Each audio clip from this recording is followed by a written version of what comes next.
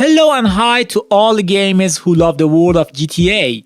In this video, I'm diving into the legendary nostalgic GTA San Andreas. I'll go over the story and all surrounding gossip.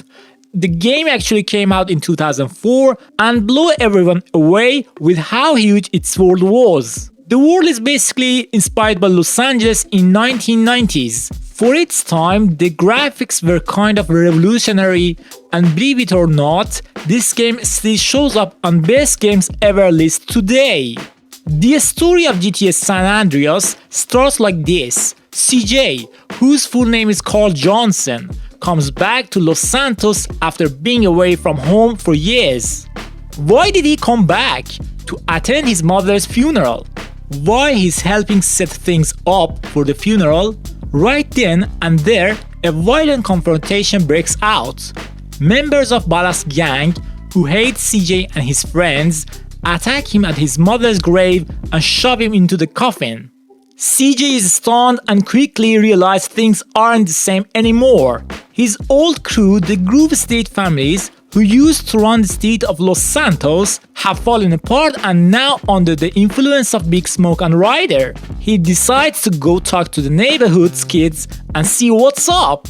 Big Smoke is the huge guy who's always thinking about getting his burger order on time. Ryder is another kid from the hood who's trying to lead Grove Street but hasn't been able to get the gang properly together.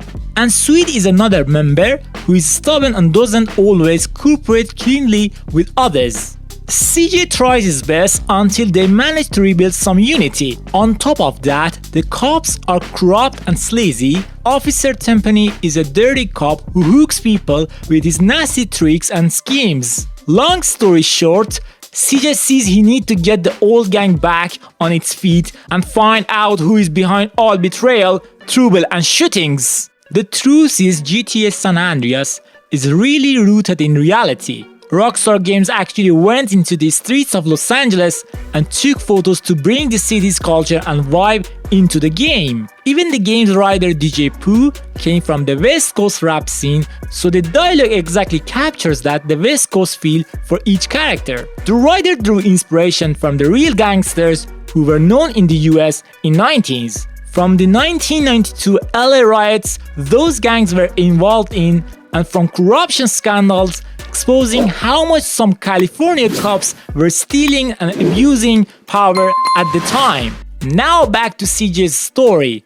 After the funeral, CJ and his crew head out to take back the streets from the Ballas. The first thing they do is find the purple Ballas graffiti and paint over it with Grove Street green tags. Of course it's not easy. While they're painting, Ballas members shows up armed and things can turn into full-on street battles. One of the memorable beats in the game is when CJ goes to the barber shop to change his hair into different 90s styles. Most of those styles are totally dated and now feel very decade specific. There was even a rumor among some players that when CJ ate a lot, his stomach would growl. I've never heard it in game myself, but hey, anyone else remember CJ's stomach rumbling while playing? Please write in the comments. The reality is CJ has a weight and body stat. If he eats too much pizza and burgers, he gets fat and moves slower. That's why he has to hit the gym and train sometimes, otherwise he might fail a lot of missions. The city cops and Tenpenny's crew had plans for CJ. They wanted to use him for their dirty work and then pin everything to him while skimming money. Basically, the corrupt cops tried to use CJ for their own ends, but with the help of his friends and his gang, CJ managed to scare the cops off and essentially take control of the city. As the game goes on, CJ heads into San Fierro, a city based on San Francisco, and then later into Las Venturas, the game's version of Las Vegas. There he gets involved with the Italian mafia and does big jobs for wealthy Chinese businessmen. The parts of the story set in San Fierro feel completely different from the first city, Los Santos. The city's layout and texture change the way missions and driving feel, both in weather and the types of people and groups you meet. When CJ first arrives in San Fierro, he feels like an outsider. He's away from Grove Street and has to learn this city from scratch.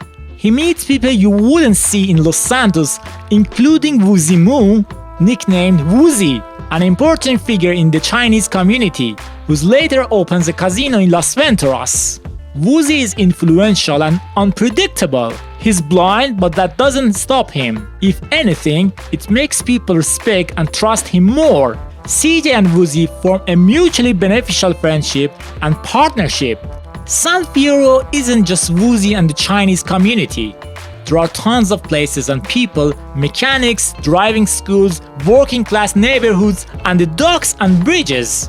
That variety makes missions different. Sometimes you steal cars, sometimes you do races, sometimes big organized heists. In this city, CJ learns how to deal with new people, expand his network, and leverage local influence to build the life he wants. After CJ builds a base in San Fierro, the story moves toward Las Venturas. Las Venturas, the gambling and casino city in the desert, is all about money and risk. Stripe, the casinos, and their own rules. Coming to Las Venturas means he has to be extra careful because there are bigger rivals, huge sum of monies, and dangerous alliances waiting. In Las Venturas, control of the casinos and the power behind them becomes a central plot point. Woozy, who's become CJ's friend, has influence there. He even opens the Four Dragons Casino. Las Venturas paves the way for big missions, bank heists, clashes with the mob, and covert operations that go straight to the heart of money and power.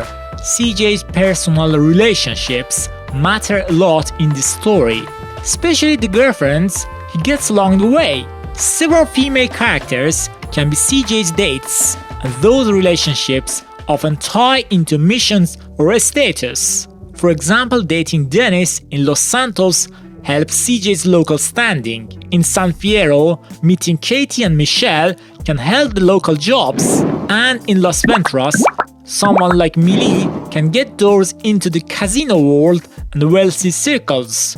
So relationships have both emotional and practical sides. Some players got really hooked in casino games and CJ could get into deep depths there. Those gambling debts are what sometimes force him to work for much bigger criminals. It's like he gets trapped deep into crime and can't easily get out. A fun behind the scenes fact, many of the voice actors for CJ, Big Smoke, Ryder, Sweet, and even Officer Tenpenny were actually well-known West Coast rappers. Rockstar Games used that to make the game feel even more authentic. GTA San Andreas won a bunch of awards in its first 2 years. In 2004, it got Game of the Year honors from Spike and praise from bigger outlets like GameSpot and international critics. Many people still list it among the best games ever, and a lot of famous gamers have praised it. There was the rumor that at night, in CJ's mom's graveyard, a ghost that looked like CJ would appear. People said if you go there at midnight, you might see a shadow or hear crying. Investigations showed these were just visual weirdnesses from low light and the cemetery's lines and shadows, not a ghost. Rockstar Games officially said it was just a rumor and there's no spirit there. Speedrun events are where pro players try to finish games as fast as possible. A few top players managed to beat GTA San Andreas in under 4 hours. That shows how deep the game is. Even as a speedrun title, it's produced memorable records. In 2021, Rockstar Games released the Definitive Edition, a remastered version with crisper graphics and more polished visuals. Lots of people were happy to see CJ again, but some complained that a few small things has changed. It's because some songs from the original were removed. GTA San Andreas is more than a game. It's a culture and a set of memories, story of friendship and betrayal, taking back your neighborhood, and the rise from a regular guy to one of the city's biggest gangsters. That stuck with the people. What do you think about GTA San Andreas and CJ's story? Which part was the most awesome for you? Tell me in the comments. If you like this video, don't forget to hit like and subscribe so we can check out more awesome games and stranger stories from the gaming world together. Take care and goodbye.